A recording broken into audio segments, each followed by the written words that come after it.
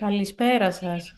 Εκ μέρους του Ελληνιαέ και του UN Global Compact Network Greece, θα ήθελα να σας καλωσορίσω στο σημερινό μας webinar με θέμα «Ψυχοκοινωνική κίνδυνη στην εργασία και ευημερία εργαζομένων». Τα webinars αποτελούν μέρος μιας ευρύτερης κοινής πρωτοβουλίας των δύο οργανισμών, η οποία ξεκίνησε επίσημα στις 24 Ιουλίου του 2025 με την υπογραφή του Μνημονίου Συνεργασίας. Η συνεργασία αυτή βασίζεται σε ένα κοινό όραμα, την ενίσχυση της κουλτούρας πρόληψης και την προώθηση υψηλών προτύπων υγείας και ασφάλειας στους χώρους εργασίας, με άμεση σύνδεση με τις αρχές της υπεύθυνης επιχειρηματικότητας, τα κριτήρια ESG και τους στόχους της βιώσιμης ανάπτυξης. Στο σημερινό επιχειρηματικό περιβάλλον, η υγεία και η ασφάλεια δεν αποτελούν μόνο νομική ή ηθική υποχρέωση. Είναι στρατηγική επιλογή που ενισχύει την ανθεκτικότητα, την παραγωγικότητα και τη βιωσιμότητα των επιχειρήσεων. Το σημερινό webinar εστιάζει στους ψυχοκοινωνικούς κινδύνους στην εργασία και στις πρακτικές που ενισχύουν την ευημερία των εργαζομένων. Σε αυτό το σημείο θα ήθελα να δώσω το λόγο στην κυρία Αθηνά Γαλάνη, Communication και Development Project Manager του UN Global Compact Network Greece, για το επίσημο καλωσόρισμα εκ μέρους του δικτύου. Κυρία Γαλάνη, έχετε το λόγο. Ευχαριστώ πολύ, Νέτα. Καλησπέρα σε όλους. Εκ μέρους του UN Global Compact Network Greece θα ήθελα να σας καλωσορίσω και εγώ στο δεύτερο webinar και να σας ευχαριστήσω θερμά για την παρουσία σας.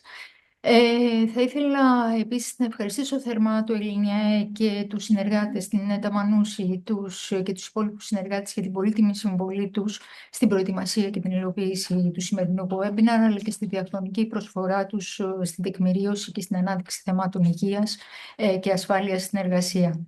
Το UN Global Compact Network Greece αποτελεί τη μεγαλύτερη παγκόσμια πρωτοβουλία για την εταιρική βιωσιμότητα. Αποστολή του είναι ουσιαστικά να υποστηρίξει τις επιχειρήσεις στην ενσωμάτωση της βιωσιμότητας στη στρατηγική και τη λειτουργία τους μέσα από την υιοθέτηση των 10 αρχών. Στο πλαίσιο αυτό προσφέρεται ένα ευρύ φάσμα δυνατοτήτων όπως εργαλεία, πρακτική καθοδήγηση, ενημέρωση για ευρωπαϊκές κανονιστικές εξελίξεις, ουσιαστική δικτύωση μεταξύ επιχειρήσεων και φορέων και σήμερα περισσότερες από 130 επιχειρήσεις, ελληνικές επιχειρήσεις συμμετέχουν στο UN Global Compact, μια δυναμική κοινότητα θα έλεγα που εξελίσσεται συνεχώς. Το θέμα λοιπόν που συζητάμε σήμερα δεν αποτελεί απλά ένα ζήτημα ανθρώπινου δυναμικού, είναι ένα ζήτημα κατά την άποψη μου ανθρωπίνων δικαιωμάτων, βιώσιμης επιχειρηματικότητας και υπεύθυνης διακυβέρνησης. Το εργασιακό άγχος, η επαγγελματική εξουθένωση αλλά και άλλες μορφές που εντάσσονται στους ψυχοκοινωνικούς κινδύνους δεν επηρεάζουν μόνο την ατομική υγεία αλλά και τη συνοχή, την απόδοση αλλά και τη μακροπρόθεσμη αν θέλετε ανθεκτικότητα των οργανισμών. Σήμερα λοιπόν θα έχουμε την ευκαιρία να προσεγγίσουμε ολιστικά το συγκεκριμένο θέμα και γι' αυτό θα ήθελα να ευχαριστήσω θερμά τους ομιλητές μας, την κυρία Καψάλη από το Ελληνιαέ που θα έχει και την κεντρική εισήγηση, επίσης τη μέλη του UN Global Compact Network Greece, από την EY την κυρία Φαναριώτη, από την Inter-American την κυρία Αλεξίου και τον κύριο Μπαρμπάτη για τη συμβολή τους και την αποδοχή της πρόσκλησης.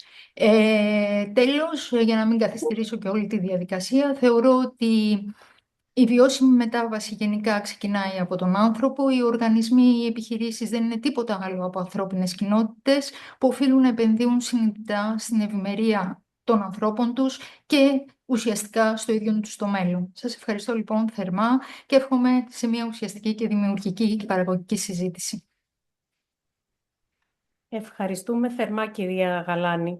Πριν ξεκινήσουμε με τις εισηγήσεις, θα θέλαμε να σας ενημερώσουμε ότι μπορείτε να υποβάλλετε τις ερωτήσεις σας στο ειδικό εικονίδιο καθ' όλη τη διάρκεια του webinar.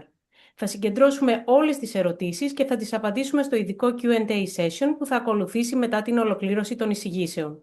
Στο σημείο αυτό, περνάμε στο κύριο μέρος του webinar και ξεκινάμε με την εισήγηση του Ελληνιαέ.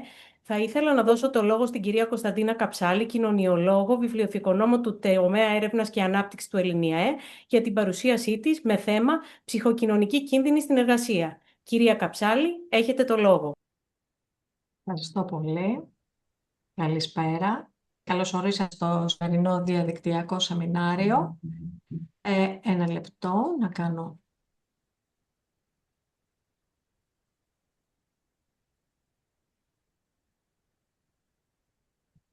Το βλέπετε, φαντάζομαι, έτσι, Ναι, κανονικά. Λοιπόν, σήμερα θα μιλήσουμε για τους ψυχοκοινωνικούς κινδύνους που αποτελούν ένα κρίσιμο ζήτημα στο μεταβαλλόμενο κόσμο της εργασίας, επηρεάζοντας την υγεία των εργαζομένων, την παραγωγικότητα και τη συνοχή των οργανισμών. Η ψηφιοποίηση, οι ευέλικτες μορφές εργασίας και η ταχεία ανάπτυξη της τεχνητής νοημοσύνης δημιουργούν νέες προκλήσεις που απαιτούν προσεκτική διαχείριση. Ο στόχος της παρουσίασης αυτής είναι η αποσαφήνιση των βασικών ενιών που αφορούν τους ψυχοκοινωνικούς κινδύνους στην εργασία, η παρουσίαση των πιο πρόσφατων ερευνητικών ευρημάτων σχετικά με τις επιπτώσεις τους, η περιγραφή των σταδίων της εκτίμησης κινδύνου, η ανάδειξη παρεμβάσεων και των κύριων προκλήσεων που αντιμετωπίζουν οι επιχειρήσεις.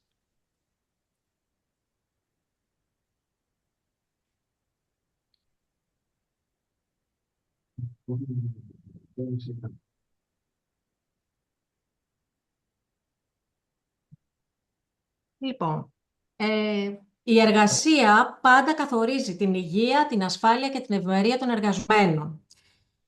Οι ψυχοκοινωνικοί κίνδυνοι είναι τα χαρακτηριστικά του σχεδιασμού της οργάνωσης και της διαχείρισης της εργασίας, καθώς και το κοινωνικό και οργανωτικό της πλαίσιο, τα οποία μπορούν να προκαλέσουν βλάβη στην υγεία των εργαζομένων.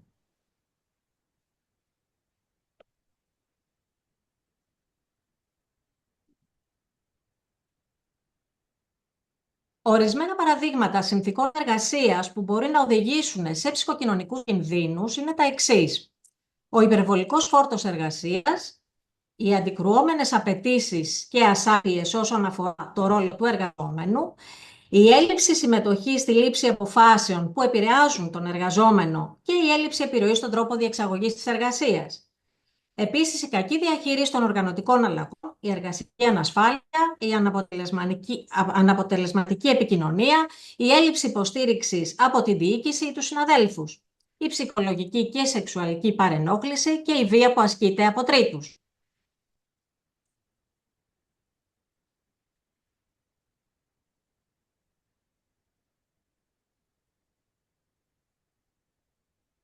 Να μιλήσουμε λίγο ιδιαίτερα για την εξέλιξη της εργασίας με το θέμα της ψηφιοποίησης, που έχει μετασχηματίσει ουσιαστικά τον τρόπο οργάνωσης και εκτέλεσης της εργασίας, εισάγοντας νέες απαιτήσεις και μορφές πίεσης. Οι κύριοι ψυχοκοινωνικοί κίνδυνοι που συναντάμε είναι η εντατικοποίηση της εργασίας λόγω της συνεχούς ροής πληροφοριών και της άμεσης επικοινωνίας, η αίσθηση διαρκούς παρακολούθησης, καθώς τα ψηφιακά εργαλεία καταγράφουν λεπτομερώς την απόδοση, το τεχνολογικό άγχος, το λεγόμενο τεχνοστρες, από την ανάγκη συνεχούς εκμάθησης νέων συστημάτων και η διατάραξη ορίων εργασίας εξαιτίας της μόνιμης συνδεσιμότητας. Επίσης, είναι και η λεγόμενη μείωση της αυτονομίας, όταν οι αλγόριθμοι καθορίζουν τις διαδικασίες και τους ρυθμούς εργασίας.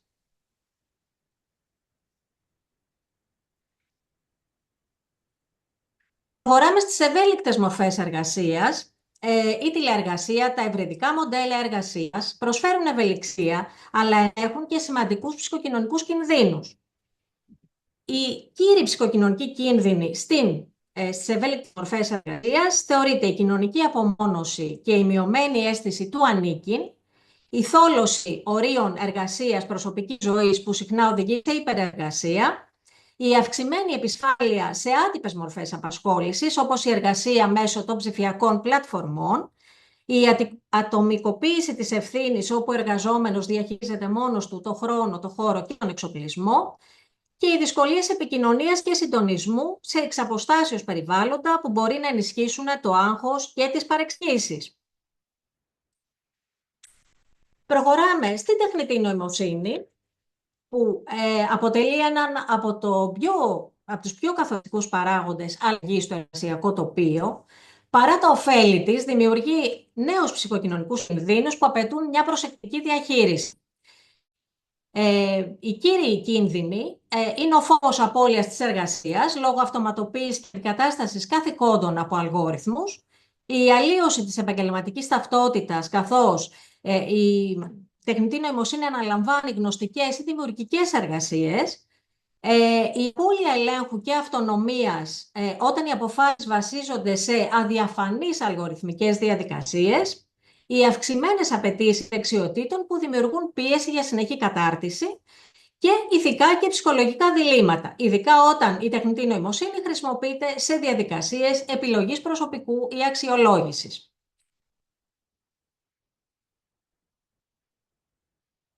Οι ψυχοκοινωνικοί κίνδυνοι έχουν επιπτώσεις στην υγεία, σε ψυχολογικό, συναισθηματικό, συμπεριφορικό, νοητικό και σωματικό επίπεδο και επιπτώσεις στην επιχείρηση. Έχουμε μία αύξηση απουσιών πιθανών, ο απουσιασμός του εργαζόμενου, οι αναρωτικές άδειες, ο απουσιασμός και η παραγωγικότητα.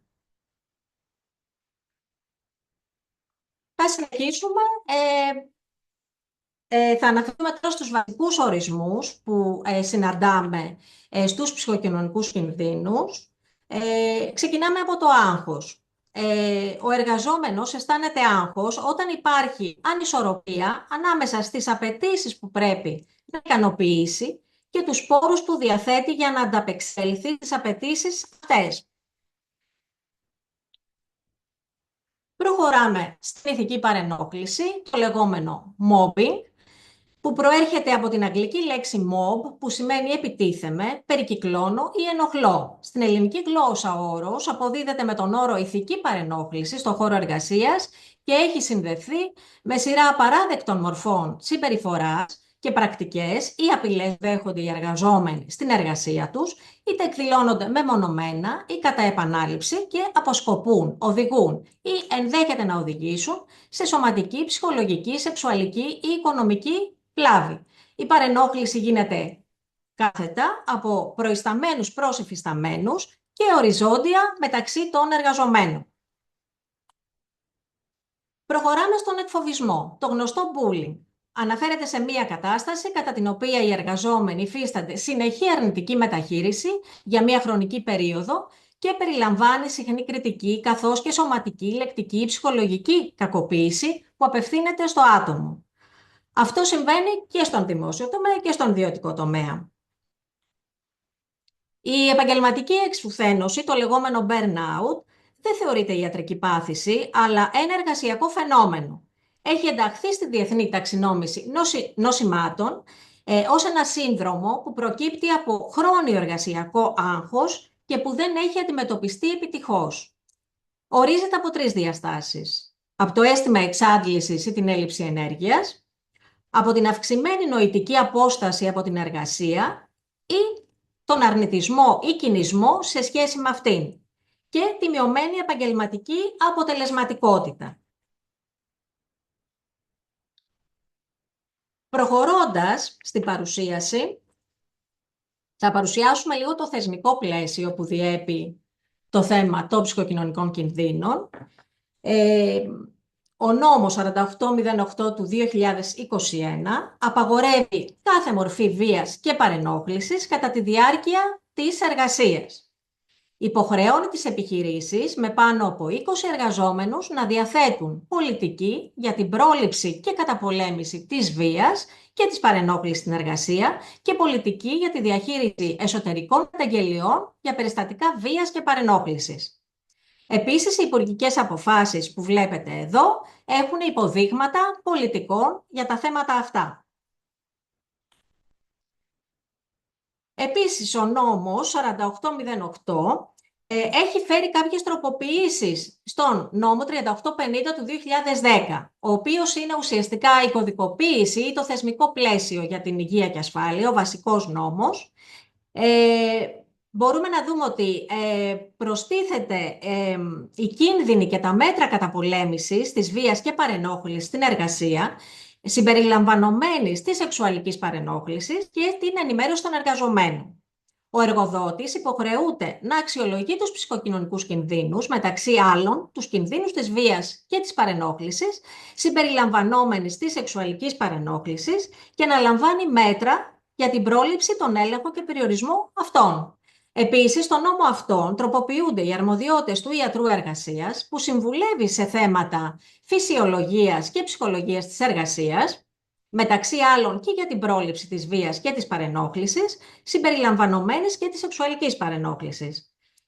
Επίσης, υπάρχει για το γιατρό εργασίας η αρχική τοποθέτηση και η αλλαγή θέση εργασίας για λόγους υγείας, σωματικής ή ψυχικής, προσωρινά ή μόνιμα, καθώς και η επανένταξη ατόμων που υφίστανται διακρίσεις ή είναι θύματα βίας και παρενόχλησης, συμπεριλαμβανομένης και της σεξουαλικής παρενόχλησης, καθώς και θυμάτων ενδοοικογενειακής βίας στην παραγωγική διαδικασία, ακόμα και με υπόδειξη αναμόρφωσης ή εύλογων προσαρμογών της θέσης εργασίας. Επίσης, ο νέος νόμος 5239 του 2025, που ουσιαστικά είναι η καινούργια κωδικοποίηση για την υγεία και ασφάλεια, έχει ειδικό κεφάλαιο στο οποίο μιλάει για τις πολιτικές κατά της βίας και της παρενόχλησης. Προχωράμε λίγο σε κάποια στατιστικά ευρήματα. Σύμφωνα με τις τελευταίες έρευνες από μία μελέτη του ILO το 2022, 15% των ενηλίκων εργαζομένων σε παγκόσμιο επίπεδο ζουν με ψυχική ασθένεια. Το 29% των εργαζόμενων στην Ευρωπαϊκή Ένωση βιώνουν άγχος, ανησυχία και κατάθλιψη που προκλήθηκε ή επιδεινώθηκε από την εργασία. Αυτό είναι από το Europulse, μια έκδοση του Ευρωπαϊκού Οργανισμού για την Υγεία και Ασφάλεια το 2025. Και το 25% των αναρωτικών αδειών που διαρκούν 2 ή παραπάνω εβδομάδες σε επιχειρήσεις της Ευρωπαϊκής Ένωσης οφείλονται σε προβλήματα υγείας που σχετίζονται με το άγχος. Επίσης, υπάρχουν 20 δις ετησίως που κοστίζουν στα κράτη-μέλη τα προβλήματα υγείας που σχετίζονται με το άγχος στην εργασία. Αυτή η αναφορά είναι από τον Ευρωπαϊκό Οργανισμό για την Υγεία και Ασφάλεια. Πρέπει να κατανοήσουμε γιατί οι εργασιακοί πόροι είναι σημαντικοί. Οι εργασιακοί πόροι, όπως η σαφήνεια ρόλων, η κοινωνική υποστήριξη, η επιρροή στην εργασία και η ποιότητα υγεσίας, μετριάζουν τη σχέση μεταξύ των εργασιακών απαιτήσεων, που είναι ποσοτικές και συναισθηματικές απαιτήσεις και ο ρυθμός εργασίας, και των επίπεδων άγχους και επαγγελματικής εξουθένωσης, μειώνοντας την ένταση των αρνητικών επιπτώσεων. Επίσης, σύμφωνα με την τελευταία μελέτη του Ευρωπαϊκού Ιδρύματος Eurofound, η κοινωνική υποστήριξη στην εργασία παραμένει υψηλή. Το 73% τόσο των γυναικών όσο και των ανδρών εργαζομένων αναφέρουν ότι λαμβάνουν υποστήριξη πάντα ή τις περισσότερες φορές από τους συναδέλφους τους. Και το 64% των ανδρών και το 65% των γυναικών αναφέρουν ότι λαμβάνουν υποστήριξη από τους προϊστάμενούς τους. Επίσης, στον κλάδο των μεταφορών η κοινωνική υποστήριξη είναι χαμηλή. Το 8% των εργαζομένων αναφέρουν ότι έχουν υπάρξει θύματα παρενόχλησης και αυτό πάλι είναι από το OSPAL στο Ευρωπαϊκό Οργανισμό το 2025. Εδώ παρουσιάζουμε ενδεικτικά τα αποτελέσματα της ετήσιας έρευνας του ΕΛΙΝΙΑΕ του 2025.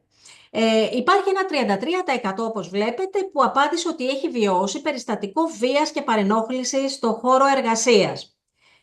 Πιο συχνά αναφέρθηκε η ηθική παρενόχληση από προϊστάμενο, ωστόσο μόνο ένα ποσοστό 25% από αυτούς δηλώσαν ότι έχουν κάνει κάποια καταγγελία. Από την έρευνα αναδείχθηκε επίσης ότι πιο συχνά, στατιστικά σημαντικά, δηλώνουν άγχος αυτοί που εργάζονται με εντατικούς ρυθμούς, μεγάλη επαναληπτικότητα και πολλές ώρες εργασίας και αυτοί που έχουν βιώσει τη βία και παρενόχληση. Απ' την άλλη αναδείχθηκε ότι ψηλότερο άγχος οδηγεί σε χαμηλότερη ικανοποίηση από την εργασία. Περνάμε στο θέμα της εκτίμησης του επαγγελματικού κινδύνου που αποτελεί θεμέλιο της πρόληψης στους χώρους εργασίας. Έχει 4 στάδια. Την αναγνώριση των πηγών των ψυχοκοινωνικών κινδύνων, την εκτίμηση των ψυχοκοινωνικών κινδύνων, το σχεδιασμό των κατάλληλων παρεμβάσεων που θα εφαρμοστούν και την επανεκτίμηση. Κατά την αναγνώριση των πηγών ψυχοκοινωνικών κινδύνων, γίνεται η παρατήρηση του εργασιακού χώρου, η επισκόπηση των περιγραφών θέσεων εργασίας, η ανάλυση των εργασιακών καθηκόντων και οι συνεντεύξεις με τους εργαζόμενους. Στο δεύτερο στάδιο της εκτίμησης, μπορεί να συγκροτηθούν τα λεγόμενα focus groups, να γίνουν έρευνες με ερωτηματολόγιο, όπως ένα ερωτηματολόγιο που χρησιμοποιείται συνήθως είναι το Copenhagen Psychosocial Questionnaire και στο τέλος να γίνει η κατηγοριοποίηση των κινδύνων. Στο τρίτο στάδιο του σχεδιασμού των κατάλληλων παρεμβάσεων που θα εφαρμοστούν είναι ο συνδυασμός πρωτογενών, δευτερογενών και τριτογενών παρεμβάσεων. Οι πρωτογενείς παρεμβάσεις εστιάζουν στη πηγή του προβλήματος, που είναι οργανωτικοί και στρεσογόνοι παράγοντες. Τέτοιες είναι ο επανασχεδιασμός της εργασίας, οι εφικτές προθεσμίες και οι στόχοι. Πρέπει πάντα να περιέχονται στις παρεμβάσεις που εφαρμόζουν οι επιχειρήσεις. Οι δευτερογενείς παρεμβάσεις στοχεύουν στη μείωση της επίδρασης των παραγόντων στον εργαζόμενο μέσω της ανάπτυξης δεξιοτήτων για την καλύτερη διαχείριση του άγχους.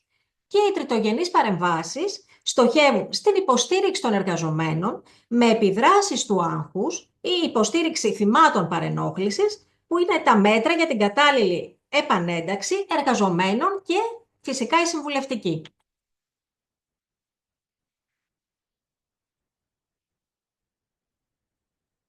Τώρα, στην επανεκτίμηση,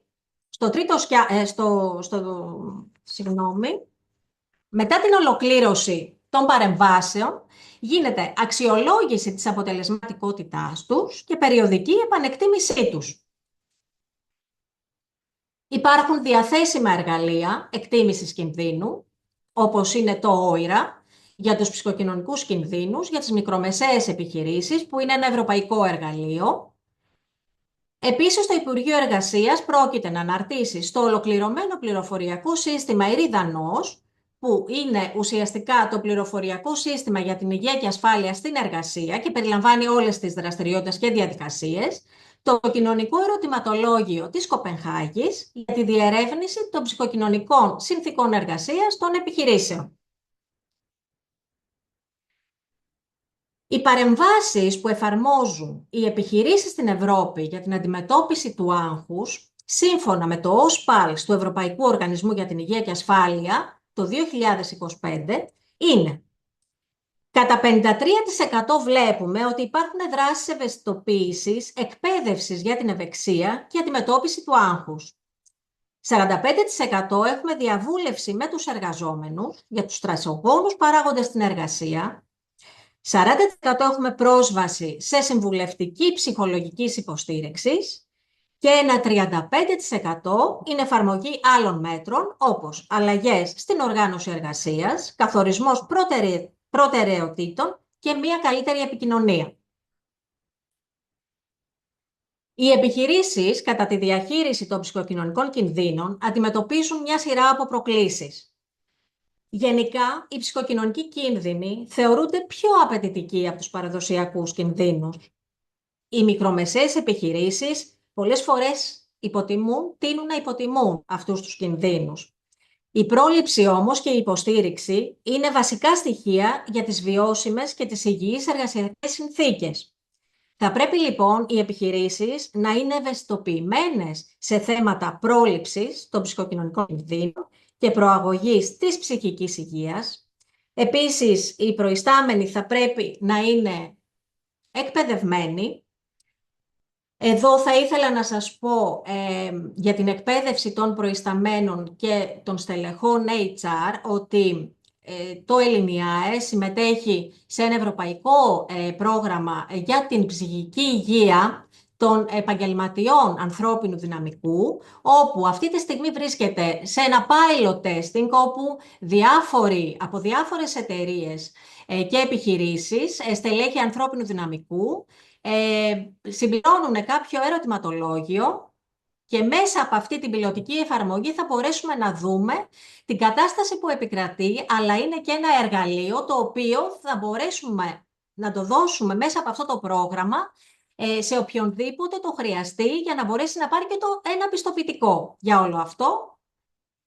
Είναι ένα 6ωρο πρόγραμμα κατάρτισης που είναι ειδικά για τη διαχείριση της ψυχικής υγείας σε οργανισμούς και είναι μια διαδικτυακή πλατφόρμα όπου είναι ειδικά για τους επαγγελματίες ανθρώπινου δυναμικού. Αυτή η εργαλειοθήκη περιλαμβάνει micro-learning video, podcast για την ψυχική υγεία στην εργασία.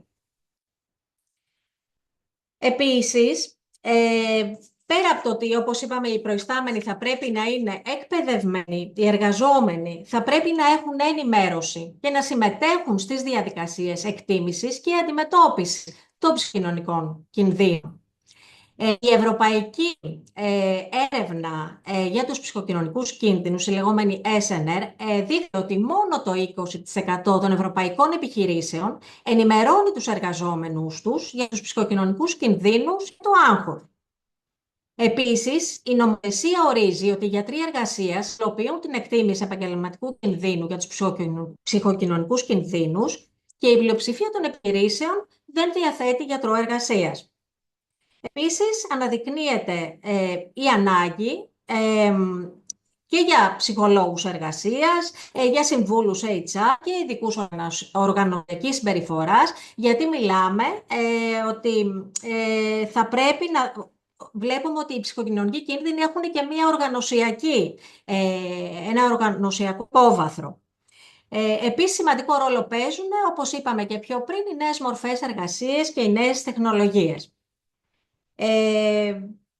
Κλείνοντας, θα ήθελα να πω ότι το ΕΛΙΝΙΑΕ θα υλοποιήσει έρευνα για τη διερεύνηση και αξιολόγηση των ψυχοκοινωνικών συνθηκών εργασίας με το ψυχοκοινωνικό ερωτηματολόγιο της Κοπενχάγης και θα ήθελα να πω ότι δεν υπάρχει ποιότητα εργασίας χωρίς ένα υγιές ψυχοκοινωνικό περιβάλλον εργασίας. Σας ευχαριστώ πολύ.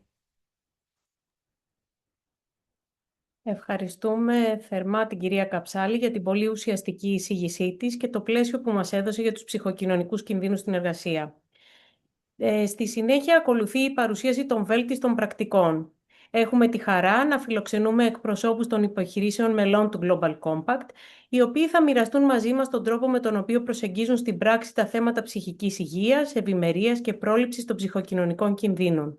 Αναμένουμε με ιδιαίτερο ενδιαφέρον να ακούσουμε την οπτική των επιχειρήσεων και πώς μέσα από τις καθημερινές τους πρακτικές διαχειρίζονται ουσιαστικά αυτά τα ζητήματα. Πρώτη ομιλήτρια, η κυρία Ιωάννα Φαναριώτη, Head of Talent EY, Greece and South B Europe Central. Κυρία Φαναριώτη, για να μην καθυστερούμε, δίνω το λόγο σε εσάς.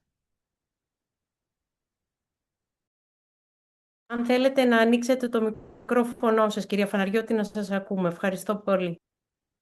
Καλησπέρα σας, συγγνώμη για την παράληψη. Καλησπέρα κύριε Μανούση, καλησπέρα σε όλους. Σας ευχαριστώ πάρα πολύ για την πρόσκληση. Να σας συγχαρώ και εσάς και το Global Contact και το ΕΛΙΝΙΑΕ για αυτή την προσπάθεια που κάνετε. Είναι πολύ σημαντικό μαζί, σε συνεργασία, να δούμε και το ρυθμιστικό πλαίσιο για ψυχοκοινωνικούς κινδύνους και την ηθική μας υποχρέωση, αλλά να δούμε και κάποια πρακτικά θέματα τα οποία προκύπτουν από τις δυσκολίες της εποχής μας και τις κοινωνικές αλλαγές που όλοι ζούμε και στο εργασιακό περιβάλλον και εκτός.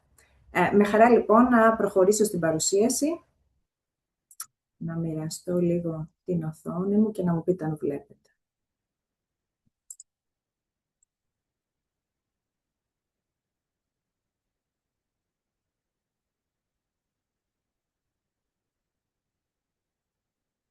Είμαστε εντάξει? Όλα καλά, ναι, προχωρήστε. Ωραία, τέλεια.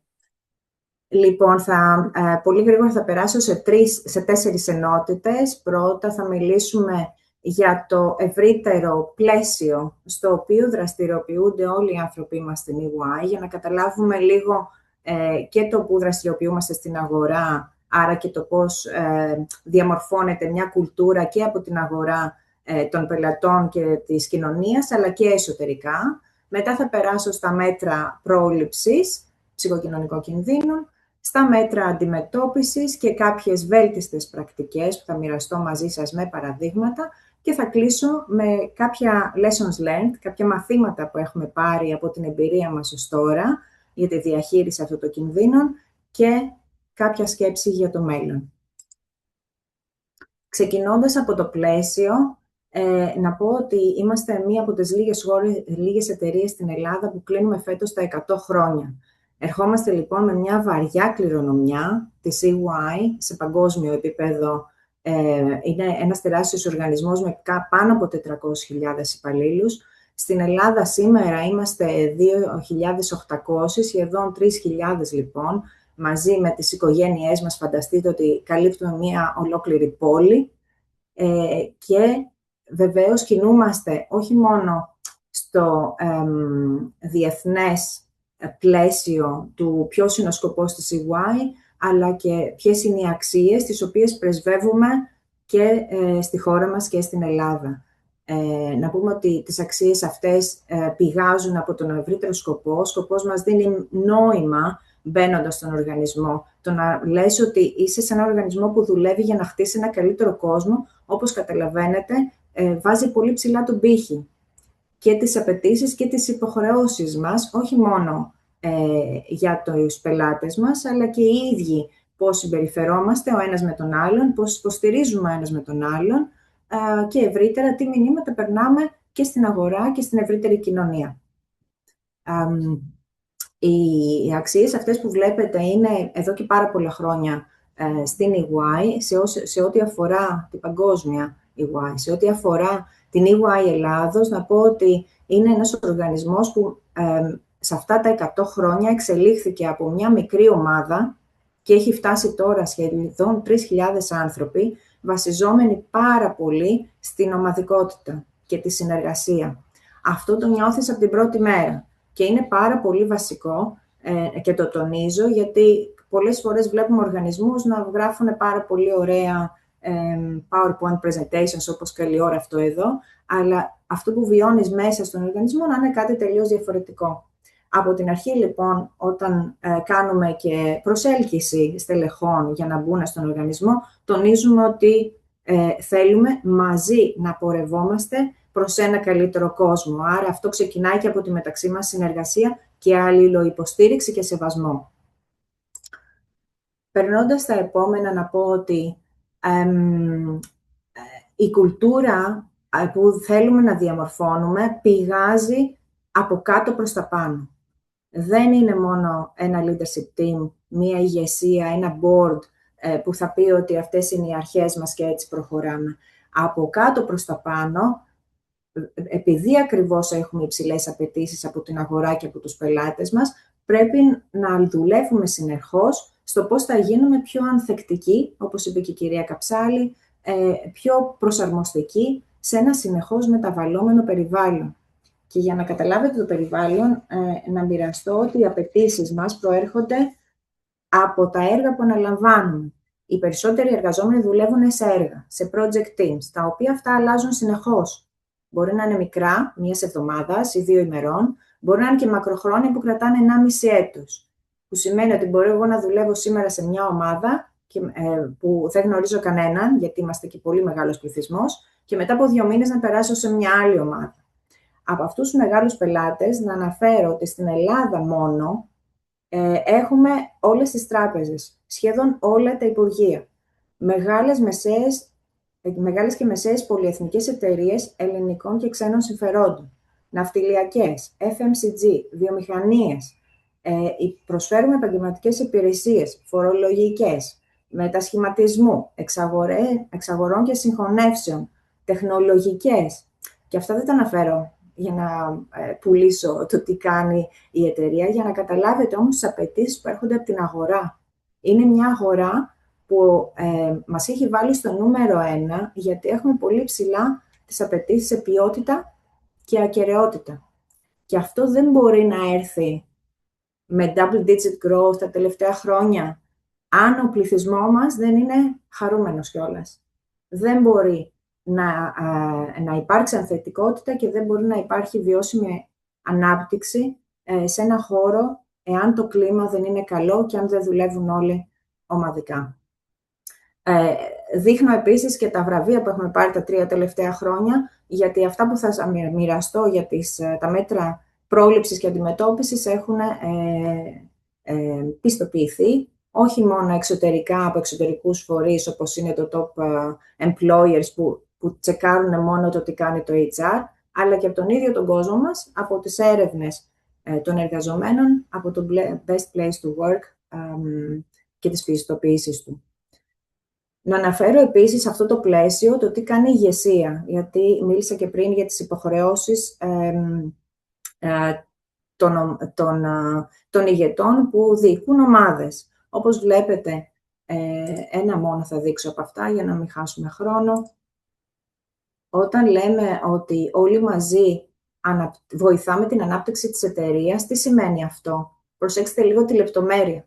Οι ηγέτες, οι people leaders μας, είναι υπεύθυνοι στο να δημιουργούν ένα ψυχολογικά ασφαλές περιβάλλον. Αυτό είναι μία εξέλιξη κοινωνική και επιχειρησιακή στα χρόνια. Δηλαδή, ήρθε και σαν στρατηγική ανάγκη και επιλογή, αλλά βγαίνει και από τον κόσμο και το βλέπουμε ότι αν δεν δημιουργείς αυτό το περιβάλλον, τότε δεν θα έχεις και τα αποτελέσματα που θέλεις και την ανάπτυξη ενδεχομένως. Τώρα, περνάω λίγο γρήγορα στα μέτρα πρόληψης. Μίλησε η κυρία Καψάλη πολύ ωραία για τις μετρήσεις που πρέπει να γίνονται. Φυσικά και πρέπει να γίνονται μετρήσεις. Πρέπει να παίρνουμε αποφάσεις για μέτρα και παρεμβάσεις βάσει κάποιων data. Αυτά τα data λοιπόν από πού έρχονται? Έρχονται από το Employee Pulse Survey που τρέχουμε 3 φορές το χρόνο, από την ανάλυση του hotline, το οποίο είναι ανώνυμη γραμμή, όπου οποιοσδήποτε μπορεί να πάρει ανά πάσα στιγμή και ανώνυμα να κάνει μια καταγγελία.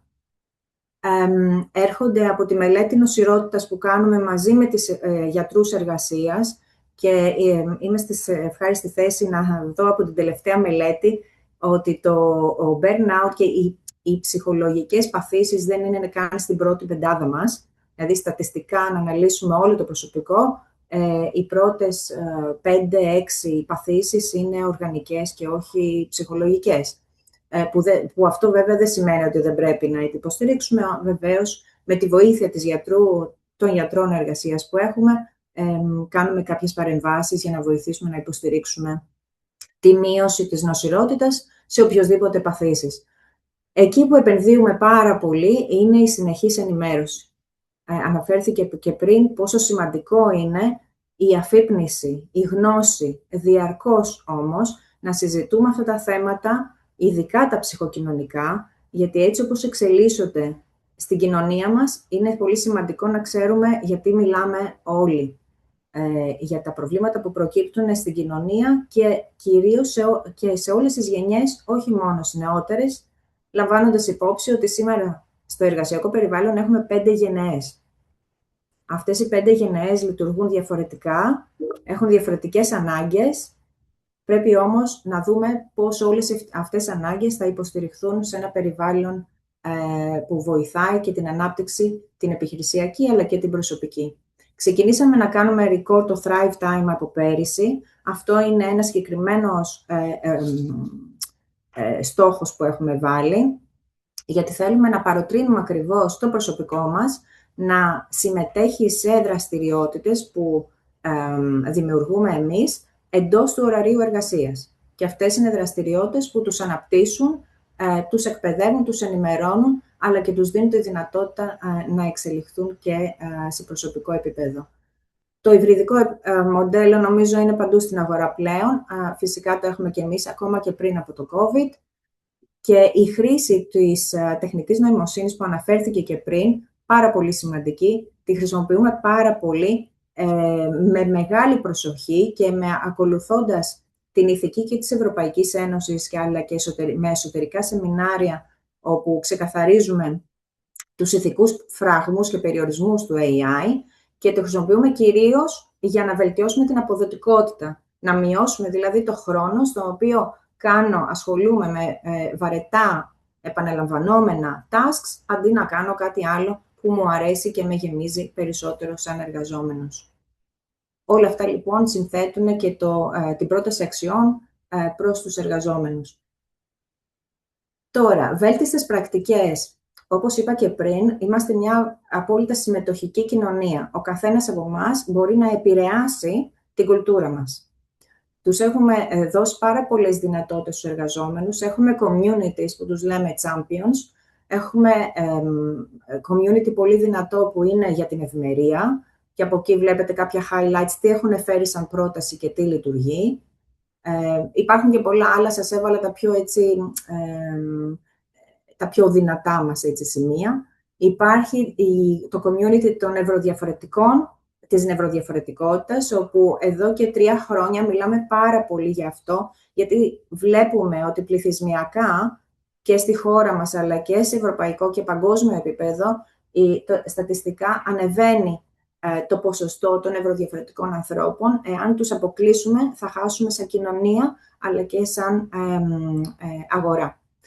Θα χάσουμε ένα μεγάλο κομμάτι του talent pool που μπαίνει μέσα στις επιχειρήσεις μας. Και κάνουμε πάρα πολύ, με μεγάλη ευαισθησία, ενημερώσεις γύρω από αυτό και σε συνεργασία με πανεπιστήμια. Φυσικά, πολλά προγράμματα για τη γυναίκα. Έδειξα και πριν ότι έχουμε βραβευτεί και για τα προγράμματα μας αυτά. Και το πιο δύσκολο από όλα, νομίζω, που θέλω να μοιραστώ, είναι τα EY Circles. Άκουσα focus groups από την κυρία Καψάλη. Είναι ακριβώς αυτό. Είναι focus groups στα οποία συμμετέχουν όλοι οι εργαζόμενοι. Μας παίρνει πάρα πολύ χρόνο και προσπάθεια για να το κάνουμε αυτό, όμως το κάνουμε. Κάθε περίπου 1,5 χρόνο μπαίνουμε σε focus groups και μαζεύουμε από όλους τους εργαζόμενους τι είναι αυτό που δεν δουλεύει καλά, τι θα θέλατε να αλλάξετε και με ποιο τρόπο θα γίνετε και εσείς θα συμμετέχετε στο να βελτιώσουμε κάποιες καταστάσεις. Τελειώνοντας τα μέτρα στις βέλτιστες πρακτικές, να πω ότι έχουμε ξεκινήσει το Sustainable Tomorrow πρόγραμμα εδώ και 3 χρόνια, με πολύ μικρά coffee breaks, όπου εκεί καλούμε εξωτερικούς speakers, αλλά και speakers ειδικούς από την EY, για συγκεκριμένα θέματα, ανάλογα με το ποιο sustainable goal θέλουμε να αναλύσουμε. Και πάνω σε κάθε τέτοιο coffee break μετά κάνουμε και μια εθελοντική συνεισφορά. Πιστεύουμε πάρα πολύ στον εθελοντισμό, βοηθάει πάρα πολύ την ψυχική και κοινωνική μας υγεία και βλέπουμε ότι κάθε φορά έχουμε waiting list, λίστα αναμονής για να προλάβουν να μπουν όλοι μέσα σε δραστηριότητες. Βλέπετε και τα νούμερα του πόσοι έχουν συμμετάσχει και virtually, αλλά και πραγματικά σε εθελοντική δράση. Υπάρχει και το Global Ripples πρόγραμμα. Αυτό είναι ένα άλλο παγκόσμιο πρόγραμμα, πάλι με εθελοντισμό. Πάω τώρα στα μέτρα αντιμετώπισης. Πολύ, πολύ σημαντικό να έχουμε στρατηγικές συνεργασίες. Με την Ελλάς Employee Assistance Programs, πολύ δυνατή ομάδα, μας βοηθάει πάρα πολύ να αντιμετωπίσουμε ad hoc καταστάσεις, ακόμα και emergencies που έχουν προκύψει. Με τις γιατρούς εργασίας, επίσης, πολύ στενή επαφή και συνεργασία, με τη Wise Greece, δηλαδή με μη κερδοσκοπικές οργανώσεις που είναι ειδικοί. Δεν είμαστε ειδικοί, εννοείται. Πάμε και απευθυνόμαστε, συνεργαζόμαστε με τους ειδικούς. Με το Εθνικό Καποδιστριακό Πανεπιστήμιο έχουμε τρέξει 2 φορές την έρευνα για την ψυχική υγεία και έχουμε παρουσιάσει τα αποτελέσματα. Και έχουμε και application για ψυχική υγεία, ολιστική ψυχική αντιμετώπιση με την επιστημονική φροντίδα του κυρίου Ντακανάλη, του γιατρού Ντακανάλη. Αυτό που βοηθάει πάρα πολύ είναι το governance που έχουμε στην αντιμετώπιση τέτοιων θεμάτων και καταγγελιών. Είτε έρχεται από καταγγελία, είτε το μαθαίνουμε από τους διαδρόμους, είτε οτιδήποτε περιστατικό κίνδυνος υπάρχει, το αναλύουμε, ανοίγουμε case, το αναλύουμε προσεκτικά, κάνουμε document, ό,τι μπορούμε να μαζέψουμε σαν τεκμήριο. Μαζεύεται το committee, συνεδριάζει και αναλύει τα δεδομένα και βεβαίως παίρνουμε μέτρα για να δούμε ποιες ήταν οι συνέπειες και πώς θα υποστηρίξουμε τον άνθρωπο, τον συνάδελφο ή τους συναδέλφους στην ομάδα, την ευρύτερη των συναδέλφων που έχει επηρεαστεί από κάποιο άσχημο περιστατικό. Και κλείνοντας, μια ματιά στο μέλλον, πολύ γρήγορα. Όπως είπα και πριν, χρειάζεται αυτό το governance, χρειάζεται ένα πλαίσιο, ένα αριθμιστικό πλαίσιο. Ξεκινάμε από το στόχο, γιατί θέλουμε να χτίσουμε αυτή την κουλτούρα που έχουμε. με γνώμονα το τι θέλουν οι πελάτες μας, η αγορά, αλλά και το πώς επηρεάζουμε 3.000 οικογένειες και ευρύτερα την κοινωνία και πώς δημιουργούμε υπεραξία για αυτούς. Τι μάθαμε μέχρι τώρα? Αυτά που μάθαμε, τόνισα και πριν, η συνεργασία με τους ειδικούς είναι απαραίτητη. Οπωσδήποτε συνέχεια να επενδύουμε σε ενημέρωση, δεν σταματάει αυτό. Να ακούμε από όλα τα κανάλια επικοινωνίας εσωτερικά τους ανθρώπους μας και να κάνουμε και documentation με βάση το οποίο να αξιοποιούμε αυτά που μαθαίνουμε για να κάνουμε συνεχώς εκπαίδευση στους leaders μας. Και κλείνω με αυτό ένα food for thought που θα έλεγα, τροφή για σκέψη. Η τεχνητή νοημοσύνη αλλάζει τα πάντα. Πάρα πολύ γρήγορα. Η δουλειά δεν είναι πλέον ένας ρόλος. Είναι ένα πορτφόλιο ρόλων και πραγμάτων που κάνουμε. Έχουμε ξεφύγει από ένα job description και λειτουργούμε πολύ διαφορετικά όλα τα επαγγέλματα. Έχουμε πληθώρα ενημέρωσης, οι οποίοι είναι ανεξέλεγκτοι. Εκεί χρειάζεται το critical judgment. Η κριτική σκέψη είναι απαραίτητη. Και για να λειτουργήσουμε σωστά, είμαστε κοινωνικά όντα, χρειαζόμαστε το emotional intelligence, πρέπει να το καλλιεργούμε όλοι μαζί, συνεχώς. Υπάρχει μεγάλη αλληλεπίδραση μεταξύ εργαζομένων και εργοδοτών. Η κυρία Καψάλη ανέφερε πριν παρενοχλήσεις από συναδέλφους και προϊσταμένους. Εγώ θα βάλω και παρενοχλήσεις από πελάτες. Έχουν συμβεί περιστατικά σε πελάτες, είτε είναι δημοσίου είτε ιδιωτικού τομέα, έχει συμβεί και στα δύο. Πρέπει όλοι μαζί, κάθε φορά, σε κάθε περίπτωση, να τα αντιμετωπίζουμε με σεβασμό και με φροντίδα και υποστήριξη προς όλα τα μέρη, με μηδενική ανοχή στη βία και την παρενόχληση και μηδενική ανοχή στις παραβιάσεις του κώδικα δεοντολογίας της EY. Σας ευχαριστώ πολύ. Είμαι στη διάθεσή σας για ερωτήσεις. Κυρία Φαναριώτη, ευχαριστούμε θερμά. Οι ερωτήσεις, επειδή ήδη βλέπω στο Q&A session, έχουν αρχίσει και έρχονται, είναι αρκετές, αλλά θα πρέπει να προχωρήσουμε τώρα και στους συναδέλφους από την Inter-American. Οπότε, επειδή είμαστε λιγάκι εκτός χρόνου, να δώσω το λόγο στην κυρία Μαρία Χριστίνα Αλεξίου, HR Expert Senior, και στον κύριο Μπερμπάτη Αναστάσιο, Employee Experience Specialist, να μας δώσουν τη δική τους οπτική και την εμπειρία στα ζητήματα αυτά υπό το πρίσμα της Inter-American και μετά την ολοκλήρωση των δύο παρουσιάσεων να προχωρήσουμε με το session των ερωτοαπαντήσεων. Ευχαριστώ θερμά. Το λόγο σε εσάς. Καλησπέρα και από εμάς. Ευχαριστούμε πολύ για την πρόσκληση. Είναι χαρά μας που είμαστε εδώ σήμερα, τόσο εγώ όσο και ο συνάδελφος Τάσος Μπερμπάτης. Εγώ είμαι η Μαρία Χριστίνα Αλεξίου, HR Operations Expert. Και ο συνάδελφός μου, Τάσος Μπερμπάτης, είναι HR Employee Specialist. Είμαστε εδώ σήμερα για να μεταφέρουμε τη δική μας εμπειρία και να σας πούμε πώς έχουμε εργαστεί πάνω στο κομμάτι των ψυχοκοινωνικών κινδύνων και πώς έχουμε προσεγγίσει το πλαίσιο αυτό. Πρώτα απ' όλα να σας πω δύο λόγια για την εταιρεία. Πολύ γνωρίζετε την Inter-American, είναι μία από τις μεγαλύτερες ασφαλιστικές εταιρείες στην Ελλάδα, με 1.700 εργαζόμενους. Δραστηριοποιούμαστε τόσο στην Ελλάδα όσο στην Κύπρο και τη Ρουμανία. Ανήκουμε στον Ολλανδικό όμιλο της Achmea και ουσιαστικά οι λειτουργίες μας είναι σε διάφορους τομείς, όπως νοσοκομεία, συνεργεία, εκτός από το core business φυσικά, τεχνολογία κτλ.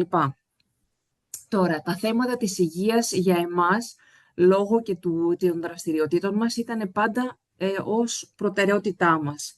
Άρα και το κομμάτι της ψυχικής υγείας ήταν πάρα πολύ και είναι πάρα πολύ σημαντικό. Παράλληλα, η αποστολή μας ταιριάζει γιατί είναι πάντα να βοηθούμε τους ανθρώπους να ζήσουν περισσότερο, ασφαλέστερα και καλύτερα. Άρα όλα αυτά έρχονται και κουμπώνουν, όπως λέμε. Τώρα, λίγο πώς ξεκινήσαμε με όλα αυτά. Λίγο πριν την πανδημία, αλλά περισσότερο κατά τη διάρκεια αυτής, αναγνωρίσαμε την ανάγκη πέρα από τα απαραίτητα, τα πιο basic, όπως λέμε, θέματα για το health and safety, τα οποία τα είχαμε ήδη in place, όπως είναι ο τεχνικός εργασίας, ο γιατρός εργασίας, οι πολιτικές και διάφορες εκπαιδεύσεις των εργαζομένων. Να ανοίξουμε έναν άλλο σημαντικό πυλώνα που αφορά τις προκλήσεις που έρχονται σχετικά με τους ψυχοκοινωνικούς κινδύνους, όπως αυξημένο εργασιακό στρες και πίεση χρόνου, κίνδυνος εξουθένωσης, αυτό που λέμε αίσθημα απομόνωσης, αποσύνδεσης, ειδικά σε εμάς που σαν περιβάλλον εργαζόμαστε με υβριδικό μοντέλο εργασίας, όπως θα πούμε παρακάτω, ανάγκη για μεγαλύτερη ψυχική ανθεκτικότητα μέσα σε ένα απαραίτητο και δύσκολο corporate περιβάλλον και χαμηλή αυτονομία στην εργασία μαζί με όχι τόσο σαφείς ρόλους που πολλές φορές υπερκαλύπτουν και έρχονται σε κάποια σύγκρουση, όπως λέμε. Λοιπόν, να πούμε γιατί πώς ξεκίνησαν λοιπόν όλα αυτά. Το 2018, εκεί ήταν περίπου, που αποφασίσαμε να παραμείνουμε ανθεκτικοί και σε ένα συνεχόμενα μεταβαλλόμενο περιβάλλον, να ξεκινήσουμε τον οργανισιακό μετασχηματισμό μας. Με σκοπό να μπορέσουμε τα επόμενα χρόνια να βρεθούμε μπροστά στις εξελίξεις. Έπρεπε να κάνουμε κάποιες δραστικές αλλαγές, διασφαλίζοντας όμως ότι όλες αυτές οι αλλαγές θα γίνουν έχοντας υπόψη μας και συνεχίζοντας όπως κάναμε μέχρι σήμερα τις αξίες μας και τις συμπεριφορές που έχουμε υιοθετήσει. Άρα υιοθετήσαμε στον οργανισιακό μετασχηματισμό ένα agile μοντέλο εργασίας με cross-functional ομάδες. Το agile μοντέλο, για όσους γνωρίζουν, ουσιαστικά έχει ξεκινήσει από IT εταιρείες, αλλά πλέον έχει μπει και σε άλλους χώρους. Με αυτό το μοντέλο μειώνουμε ουσιαστικά την ιεραρχία και ενισχύουμε τη λήψη αποφάσεων, δίνοντας έτσι μεγαλύτερο χώρο να λειτουργήσουν οι εργαζόμενοι. Έτσι έχουμε σαφέστερη κατανομή ευθυνών και ένα ownership στην εργασία μας, στους ρόλους μας. Φτιάξαμε έτσι νέες περιγραφές θέσεων εργασίας και δώσαμε τη δυνατότητα στους εργαζόμενους να αιτηθούν σε ποιο ρόλο θέλουν να ενταχθούν, ανάλογα με τα θέλω τους, αλλά και συνδυάζοντας και τις δεξιότητες τις οποίες είχαν. Με όλο αυτό προσπαθούσαμε να έχουμε ένα αποτέλεσμα που θα ενισχύσουμε την αυτονομία, θα μειώσουμε την ασάφεια των ρόλων και θα έχουμε ένα μεγαλύτερο αίσθημα ελέγχου στην εργασία. Τι κάνουμε όμως ουσιαστικά σήμερα και πώς λειτουργούμε? Λειτουργούμε σε 3 επίπεδα. Έχουμε τη δομική πρόληψη, το σχεδιασμό στην εργασία, γιατί όλα ουσιαστικά ξεκινούν από το σχεδιασμό. Στη συνέχεια, στο δεύτερο επίπεδο, έχουμε την ακρόαση, ακούμε δηλαδή τον κόσμο, ακούμε την κοινωνία, ακούμε τα νέα περιβάλλοντα εργασίας τα σύγχρονα και έγκαιρα ανιχνεύουμε τις ανάγκες. Και στο τρίτο επίπεδο έχουμε στοχευμένη υποστήριξη και σταθερότητα. Ο Τάσος λίγο θα μας περιγράψει τώρα αναλυτικά αυτά τα επίπεδα. Τέλεια. Ευχαριστώ, Μαρία Χριστίνα. Λοιπόν, θα ήθελα να ξεκινήσουμε με το επίπεδο νούμερο 1, που όπως είπαμε με αφορμή το μετασχηματισμό ήταν η δομική πρόληψη. Ουσιαστικά ορίσαμε σαν μότο μας ότι το well-being πρέπει να ξεκινάει από τον σχεδιασμό της εργασίας. Ουσιαστικά μέσα από το agile transformation του οργανισμού τους ασαφείς ρόλους τους κάναμε ακόμα πιο σαφείς με σκοπό να υπάρχει αυτό το λεγόμενο role clarity. Ενισχύσαμε την αυτονομία του κάθε ρόλου έτσι ώστε ο κάθε εργαζόμενος μέσα από το ρόλο του να αισθάνεται ότι αυτό που κάνει είναι σημαντικό και ότι είναι αυτόνομος και άρα να αποκτήσει υπευθυνότητα σε αυτό που κάνει.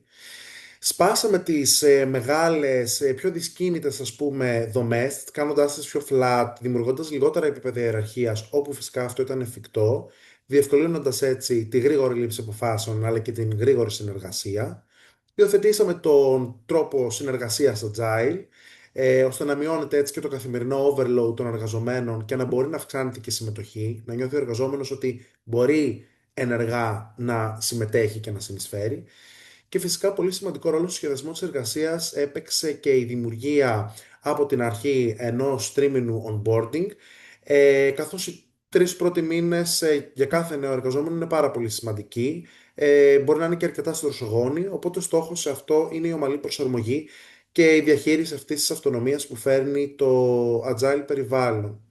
Στόχοι βασικοί είναι να μπορούμε να μειώνουμε τους drivers του ψυχοκοινωνικού κινδύνου πριν χρειαστεί κάποια παρέμβαση. Αν μπορούσα να χρησιμοποιήσω έτσι πιο ιατρικούς όρους, θα έλεγα ότι η πρόληψη είναι καλύτερη από οποιαδήποτε θεραπεία. Οπότε δράσαμε στον πυρήνα του σχεδιασμού της εργασίας. Αφού λοιπόν σχεδιάσαμε την εργασία με τον τρόπο που περιγράψαμε, έπρεπε να βρούμε και ένα μοντέλο το οποίο θα εξυπηρετεί τον τρόπο εργασίας, το οποίο θέλαμε να λειτουργεί ως δομικό εργαλείο. Όπως ανέφερε και η κυρία Φαναριώτη, πολλές εταιρείες στις μέρες μας χρησιμοποιούν το υβριδικό μοντέλο εργασίας, οπότε η Inter-American δεν θα μπορούσε να είναι η εξαίρεση. Έχουμε 3 μέρες από απόσταση μπορούμε να δουλεύουμε από το σπίτι και 2 από κοντά. Κάτι το οποίο είναι κοινό στην ελληνική αγορά, όπως είπαμε. Στη δική μας περίπτωση όμως η λέξη κλειδί είναι η ευελιξία. Το πλαίσιο είναι πάρα πολύ ευέλικτο, χωρίς άκαμπτους περιορισμούς. Χρησιμοποιούμε μέσα σε αυτό, μπορεί να έχουμε remote days, remote Παρασκευές, σε περιόδους ειδικά που βλέπουμε ότι οι εργαζόμενοι το έχουν μεγαλύτερη ανάγκη, παράδειγμα τον Αύγουστο, που θέλουν να είναι πιο κοντά στην οικογένειά τους, ή σε ημέρες που ενδεχομένως θέλουν να βρίσκονται εκτός του αστικού ιστού. Φυσικά η φυσική παρουσία θέλουμε να είναι αυθόρμητη, με σκοπό τη σύνδεση και τον περιορισμό της κοινωνικής απομόνωσης. Η λέξη κλειδί που ανέφερα πριν είναι η ευελιξία. Έχουμε ευέλικτη προσέλευση, όπως και αποχώρηση από το χώρο εργασίας. Και για να μπορούμε να επιτύχουμε την ευελιξία, και εκεί είναι και το κλειδί στη διαφορετικότητα του δικού μας υβριδικού μοντέλου εργασίας, είναι η παροχή ειδικών εργαλείων self-service, τα οποία διασφαλίζουν την ιδιωτικότητα. Ο εργαζόμενος μπορεί να δηλώσει την προσέλευσή του ή την αποχώρησή του νωρίτερα, χωρίς να ενημερώσει το τμήμα ανθρώπινου δυναμικού ή να μπει σε πολύπλοκες διαδικασίες, διατηρώντας παράλληλα την ιδιωτικότητα. Και το μότο μας μέσα στο νέο αυτό πλαίσιο της υβριδικής εργασίας είναι ότι αξιολογούμε με βάση το αποτέλεσμα και όχι με βάση την φυσική παρουσία, όπως μπορεί να γινόταν σε προηγούμενες δεκαετίες. Τώρα, στο επίπεδο 2 και στο επίπεδο 3 της προσέγγισης μας για τη μείωση των ψυχοκοινωνικών κινδύνων, έχουμε τους μηχανισμούς ακρόασης. Όπως υπόθηκε και νωρίτερα, τα δεδομένα είναι πάρα πολύ σημαντικά. Οπότε με συστηματική ακρόαση, η μετατροπή αυτών των δεδομένων μπορεί να γίνουν πετυχημένες παρεμβάσεις. Οι τρόποι που το κάνουμε δεν διαφέρουν πολύ από αυτά που υπόθηκαν ήδη. Έχουμε employee surveys, έρευνες νόμους προσωπικού αλλά και pulse checks κατά τη διάρκεια του χρόνου, συλλέγοντας ποσοτικά αλλά και ποιοτικά σχόλια. Οι HR business partners, οι οποίοι λαμβάνουν ποιοτική ανατροφοδότηση από manager ομάδες, βρίσκονται δίπλα στους εργαζόμενους, οπότε ανοίγουν ένα διεύλο επικοινωνίας και μπορούμε να λαμβάνουμε και από εκεί καθημερινά την πληροφόρηση σχετικά με το τι μπορούμε να αλλάξουμε. Φυσικά, στο πλαίσιο της συνεχούς ακρόασης παίζει πάρα πολύ μεγάλο ρόλο η εγκατάσταση μιας πιο ανοιχτής και διαφανούς επικοινωνίας μέσα από την πρωτοβουλία που έχουμε ονομάσει Open Dialogue Hub. Μέσα εκεί υπάρχουν πρωτοβουλίες, όπως βλέπετε στις φωτογραφίες ακριβώς από κάτω, όπως είναι τα Exco Lunches, όπου μέλη της Εκτελεστικής Επιτροπής, οποιοδήποτε εργαζόμενος μπορεί να τους συναντήσει σε ένα μεσημεριανό φαγητό. Αντίστοιχα, οποιοδήποτε εργαζόμενος μπορεί να πάρει το πρωινό του μέσω του CEO Breakfast με τον CEO, ενώ ταυτόχρονα μηνιαία έχουμε κάποια live streams, όπου ο CEO βρίσκεται αντιμέτωπος, θα πω, με τους εργαζόμενους, οι οποίοι με ανώνυμες είτε επώνυμες ερωτήσεις μπορεί να τον ρωτήσουν ό,τι θέλουν, ό,τι τους απασχολεί ή ό,τι θα θέλανε άμεσα να διορθωθεί ή να βελτιωθεί. Έτσι λοιπόν, με αυτούς τους μηχανισμούς μπορούμε να εντοπίζουμε νωρίς τις λειτουργίες, να παρακολουθούμε ζωντανά τον οργανισμό κατά τη διάρκεια του έτους και να ξεχωρίζουμε τι είναι οργανωσιακό θέμα design και τι χρειάζεται πραγματικά να υποστηρίξουμε στις ομάδες ή πιο συγκεκριμένα σε άτομα. Βασικό μοτο εδώ είναι ότι σχεδιάζουμε στοχευμένες παρεμβάσεις αντί για γενικές one size fits all δράσεις. Προχωρώντας στη στοχευμένη υποστήριξη και στην ανάπτυξη ικανοτήτων, θέλω να πω ότι παράλληλα με τον πυρήνα και τις δομικές παρεμβάσεις και το πλαίσιο της εργασίας που έχουμε αναδιαμορφώσει, τρέχουμε και ενέργειες με σκοπό τη θωράκιση και την υποστήριξη των εργαζόμενων σε περιόδους αυξημένης πίεσης και ως ενίσχυση της καθημερινής ψυχικής ανθεκτικότητας. Κάποιες από αυτές τις ενέργειες είναι προγράμματα ευεξίας, τόσο για τη σωματική όσο και για την ψυχολογική τους υγεία. Έχουμε φτιάξει στα κεντρικά μας γραφεία ένα χώρο, ένα ήσυχο δωμάτιο που το ονομάζουμε Quiet Room, όπου λειτουργεί ως safe space για σύντομη αποσυμπίεση, επαναφορά, θα πω, μέσα στην εργάσιμη μέρα. Εκεί οι εργαζόμενοι μπορούν να βρουν εκπαιδευτικά βίντεο όλο το 24ωρο, να μάθουν πώς να αναπνέουν σωστά, να κάνουν guided meditation και υπάρχει και μια καρέκλα μασάζ για όποιον επιθυμεί μια τέτοιου τύπου δραστηριότητα. Και τέλος υπάρχουν στην υποστήριξη αλλά και στην ανάπτυξη ικανοτήτων συγκεκριμένα HR εργαλεία αλλά και εκπαιδευτικά εργαλεία, ώστε να μπορέσουμε πρακτικά να υποστηρίξουμε την ψυχική υγεία αφουγκραζόμενοι τα προβλήματα και τον παλμό της κοινωνίας. Πέρα από το All You Can Learn Training Budget και Unlimited Learning, οι εργαζόμενοι πλέον δεν έχουν εμπόδια, μπορούν να έχουν πρόσβαση σε απεριόριστους πόρους μάθησης και εκπαίδευσης, χωρίς να υπάρχουν εμπόδια μπροστά τους. Ενώ παράλληλα, όπως είπα, φροντίζουμε να τους ενημερώνουμε για hot θέματα που αφορούν και την κοινωνία, σχετικά με ενσυναίσθηση, ουσιαστική επικοινωνία, παρενοχλητικές συμπεριφορές, ασυνείδητες προκαταλήψεις, καθώς επίσης και για φαινόμενα τα οποία μπορεί να μην είναι τόσο, θα πω, κοινωνικά hot, αλλά είναι πολύ εξίσου σημαντικά, όπως είναι ο οικονομικός αναλφαβητισμός, που αν δείτε τα στατιστικά στοιχεία και τα ευρωπαϊκά αλλά και τα ελληνικά σχετικά με το ποσοστό των ανθρώπων που δεν έχουν βασικές οικονομικές γνώσεις, θα εκπλαγείτε. Οπότε κάνουμε και στοχευμένες παρεμβάσεις στο κομμάτι του οικονομικού αναλφαβητισμού, καθώς το οικονομικό άγχος μπορεί να επιβαρύνει γενικότερα τη συνολική ευημερία των ανθρώπων. Τέλος, δεν θα μπορούσαν να λείπουν από την ατζέντα μας σε μέρες εθελοντισμού, όπου οι εργαζόμενοι ενισχύουν την αίσθηση του σκοπού τους και την κοινωνική τους σύνδεση, καθώς και προγράμματα αντίστροφης καθοδήγησης reverse mentoring που γεφυρώνουν το χάσμα γενιών και φέρνουν σε επαφή πάλι τα μέλη της εκτελεστικής, το senior leadership με τους νεότερους εργαζομένους, τους Gen Z ενδεχομένως, καθώς και προγράμματα mentoring ή προγράμματα σχετικά με τη γενική ενδυνάμωση. Να ολοκληρώσουμε ουσιαστικά λέγοντας ότι όλα αυτά δεν θα μπορούσαν να έχουν από μόνα τους έτσι απήχηση αν δεν υπήρχε και ένα ολοκληρωμένο και διευρυμένο πλαίσιο παροχών, το οποίο είναι σχεδιασμένο για τους εργαζόμενους, που περιλαμβάνει πρόγραμμα ζωής και διευρυμένο πρόγραμμα υγείας τόσο για τον εργαζόμενο όσο και για την οικογένειά του. Είναι σε ιδιόκτητες δομές, το οποίο είναι ιδιαίτερα σημαντικό γιατί προσδίδει ασφάλεια, σιγουριά και προσβασιμότητα. Επίσης υπάρχει ένα επαγγελματικό συνταξιοδοτικό πρόγραμμα με μηνιαία εισφορά από την πλευρά του εργοδότη. Επίδομα βρεφονιπιακού σταθμού για τη στήριξη των οικογενειών και των νέων, ας το πούμε, ανθρώπων οι οποίοι ξεκινούν έτσι την οικογενειακή κατάσταση αυτή, μπαίνουν σε αυτό το πλαίσιο, διατακτικές για το προσωπικό, έκτακτα δάνεια, χορήγηση δανείων σε περίπτωση που υπάρχει κάποια οικονομική ανάγκη με ευνοϊκούς όρους. Και ιδιαίτερα σημαντικό είναι οι εκτός ασφαλιστικά προϊόντα. Όλοι γνωρίζουμε και βλέπουμε σε τι περιβάλλον ζούμε, τις ακραίες καιρικές συνθήκες στις οποίες βιώνουμε. Είναι ιδιαίτερα σημαντικό να μπορεί τόσο ο εργαζόμενος όσο φυσικά και ο κάθε ένας από την κοινωνία να ασφαλίσει την περιουσία του και να αισθάνεται ήρεμος και ήσυχος ότι δεν θα έχει κάποιο απρόοπτο. Εδώ έχουμε φέρει κάποια ενδεικτικά στοιχεία έτσι, για να ρίξετε μια ματιά από τους δείκτες τους οποίους παρακολουθούμε ουσιαστικά για να δούμε αν όλες αυτές οι ενέργειες που κάνουμε έχουν αντίκτυπο και στα αποτελέσματά μας.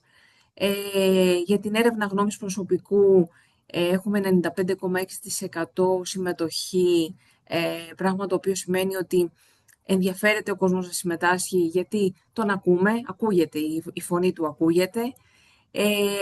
Ουσιαστικά είναι σημαντικό να δούμε ότι στη δουλειά μου κάνω αυτό που ξέρω να κάνω καλύτερα, αλλά αισθάνομαι καλά, αισθάνομαι ασφαλής, δεν αισθάνομαι ότι απειλούμε από κάτι. Εδώ τα νούμερα νομίζω μιλούν από μόνα τους. Και στο κομμάτι της εξωτερικής αξιολόγησης, να πάμε το επόμενο slide, στο work-life balance, αλλά και στο diversity and inclusion. Έχουμε κάποια πολύ καλά στοιχεία στις πλατφόρμες όπως Glassdoor και όλες αυτές τις εξωτερικές αξιολογήσεις και από πρώην εργαζομένους αλλά και από υφιστάμενους. Όλα αυτά είναι ένα ουσιαστικά αντίκτυπο μιας κουλτούρας σεβασμού και ασφάλειας, της οποίας προσπαθούμε να καλλιεργήσουμε και συνέχεια χτίζουμε καινούργια πράγματα πάνω σε αυτό, με αποτέλεσμα να μην υπάρχουν περιστατικά καταγεγραμμένα βίας και παρενόχλησης.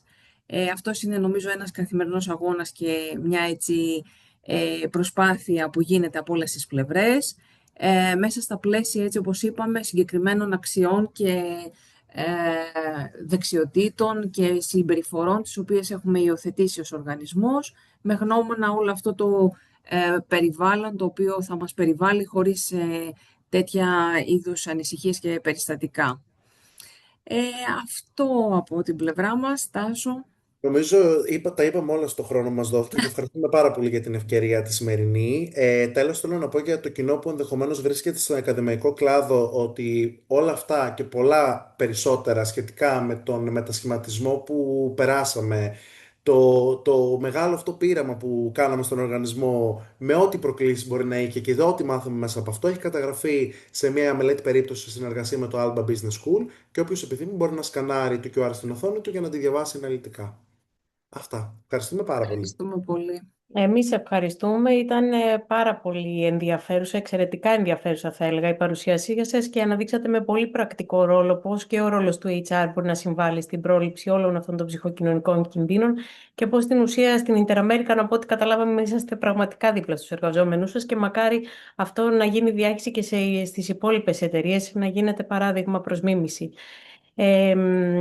Ήταν τόσο νομίζω οι ενδιαφέρουσες και ουσιαστικές οι παρουσιάσεις που ξεφύγαμε λιγάκι από το προγραμματισμό μας, όμως ωστόσο και οι ερωτήσεις έχουν έντονο ενδιαφέρον από τους συμμετέχοντες. Ήδη μπορώ να πω ότι η κυρία Καψάλη, από ό,τι έχω δει, έχει απαντήσει σε αρκετούς. Νομίζω ότι τις υπόλοιπες θα επανέλθουμε με απαντήσεις μέσω email, όποιος θέλει να μας το βάλει στο chat. Και έχουμε, κυρία Φαναριώτη, για πολύ λίγο να σας κάνουμε μία ερώτηση που έχει μπει στο chat. Με ποιους τρόπους συνεργάζεται η EY με τους γιατρούς εργασίας και αν μπορείτε να πείτε κάτι παραπάνω για τους champions της EY. Αν θέλετε πολύ σύντομα, γιατί ο χρόνος λιγάκι μας πιέζει. Ναι, για τους γιατρούς εργασίας να πω ότι έχουμε σε τακτά χρονικά διαστήματα μία ενημέρωση, ειδικά για τη μελέτη νοσηρότητας, την τρέχουμε κάθε χρόνο, οπότε κάθε χρόνο στατιστικά, χωρίς ονόματα βέβαια, βλέπουμε τις κυριότερες παθήσεις του οργανισμού και από εκεί και μπορούμε να αντλήσουμε δεδομένα μαζί με οτιδήποτε άλλο έχουμε στη διάθεσή μας από πληροφορίες για να κάνουμε κάποιες παρεμβάσεις. Για παράδειγμα, κάποια στιγμή βγήκε νούμερο 1 παθήσεις με μεγάλο ποσοστό τα ενδοκρινολογικά.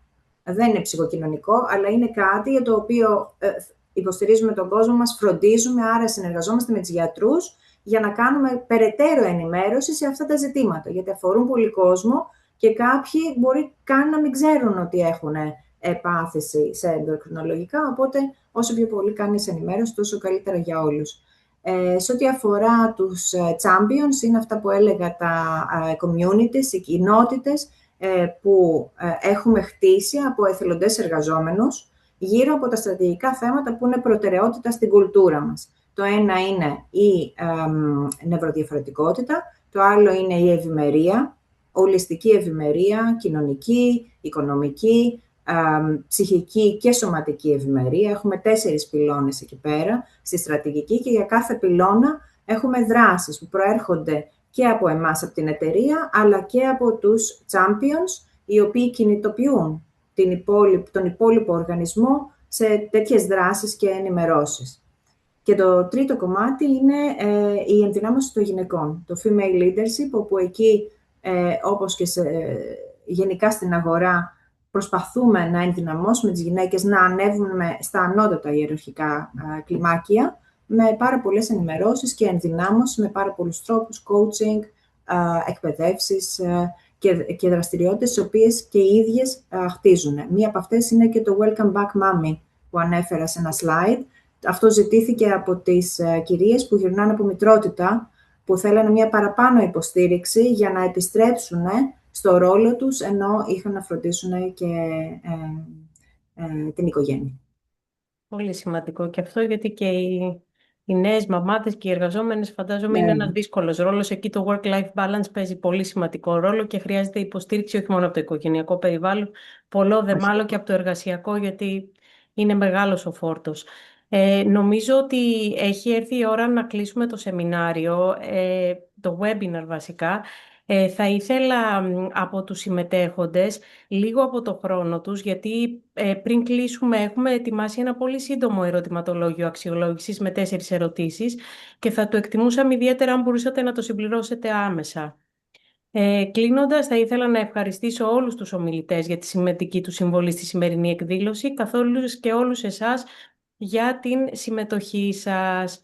Ευχόμαστε με το καλό τριήμερο εν ώψη της Καθαράς Δευτέρας και καλή Σαρακοστή. Ευχαριστούμε θερμά. Αφήνουμε λιγάκι χρόνο για τη συμπλήρωση του ερωτηματολογίου και πραγματικά εκ μέρους του Ελληνιαέ θα ήθελα να σας ευχαριστήσω και τους πάνελιστ και την κυρία Γαλάνη και την κυρία Αλεξίου και τον κύριο Μπερμπάτη και την κυρία Φαναριώτη. Χάρηκα πάρα πολύ για τη συνεργασία. Νομίζω ότι ήταν ένα πάρα πολύ επικοδομητικό σεμινάριο και μακάρι να συνεχίσουμε να κάνουμε έτσι μικρές προσπάθειες, οι οποίες όμως έχουν πολύ σημαντικό αντίκτυπο, γιατί ακούγονται πολύ σπουδαία πράγματα. Και η διάχυση νομίζω της γνώσης είναι εξαιρετικά σημαντική για όλους μας. Σας ευχαριστώ θερμά. Και εγώ με τη σειρά μου να σας ευχαριστήσω θερμά όλους τους ομιλητές, το Ελληνιαέ. Πολύ σημαντικά πράγματα βγαίνουν και οι ερωτήσεις είναι εξίσου πολύ σημαντικές από το κοινό. Ευχαριστούμε θερμά και είμαστε εδώ για το επόμενο. Ευχαριστούμε πολύ και εμείς και συγχαρητήρια για την πρωτοβουλία. Ευχαριστούμε πολύ. Πάρα πολύ.